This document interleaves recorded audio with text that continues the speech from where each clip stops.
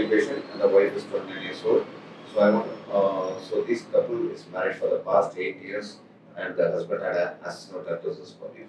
So finally, we had done the IVF, and you can see the day 5 blast hold is, and the embryo transfer is not yet done. So we are hoping for the best result for this couple.